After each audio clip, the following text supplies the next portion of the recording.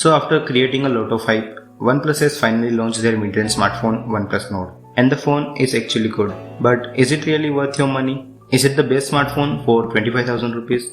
Well, OnePlus Nord offers 6GB of RAM and 64GB of storage at 25,000 rupees. I don't think anyone will go for smartphone with 64GB storage in 2020 after paying 25,000 rupees. So most people will end up buying the 128GB variant at 28,000 rupees. And also it doesn't have a micro SD slot. So buying it with 64GB storage at this much price seems pointless to me. And hey, if you haven't already checked out the specs, here's a quick look. It has Snapdragon 765G and quad camera setup on the back with optical image stabilization and dual camera on the front. A 90Hz AMOLED screen and 4100 mAh of battery with 30 watts of fast charging. You can choose up to 12GB of RAM and 256GB of UFS 2.1 storage. So to determine if this is the best phone for its price, we need to check out other phones which are available in the market. The closest competitors I found are Redmi k20 Pro and Realme X3. Before comparing, I want to say that near to stock Android experience of Oxygen OS is best, and OnePlus Nord will always have an advantage of having 5G.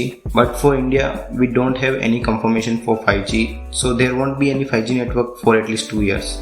So Redmi k20 Pro comes with Snapdragon 855 and Realme X3 comes with Snapdragon 855 Plus. So both the phone will easily beat OnePlus Nord in terms of performance. This won't matter in day-to-day tasks, but if you want to play Pubg, then you should stay away from OnePlus Nord.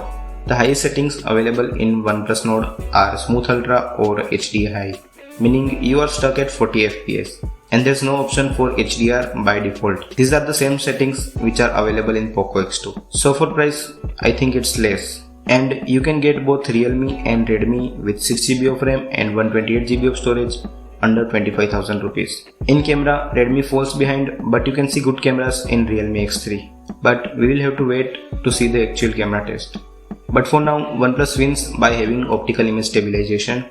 But if we compare by considering the price of 28,000 rupees for 128GB storage and 8GB of RAM, we can get Realme X3 Super Zoom which has OIS and maybe better cameras. In screen department, Realme has more smooth 120Hz IPS screen and Redmi has normal 60Hz AMOLED screen, but it doesn't have any notch. It's a full view display.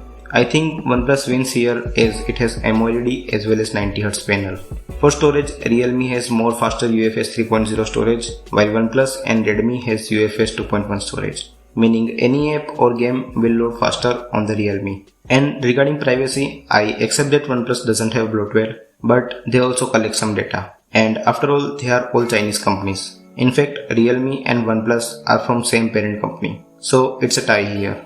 All the phones have around 4000 mAh of battery and all three phones support fast charging. So overall, I'm not saying that OnePlus Nord is a bad phone.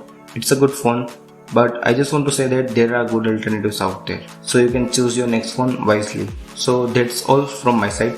Tell me about your opinion in the comment section or feel free to ask any question. I will be happy to help you out. And if you found this video helpful, don't forget to give us a thumbs up and share with a friend who might be thinking about getting a new phone. And if you subscribe, it will really motivate me to make more videos like this. Thanks, I will see you in the next video. Stay home, stay safe.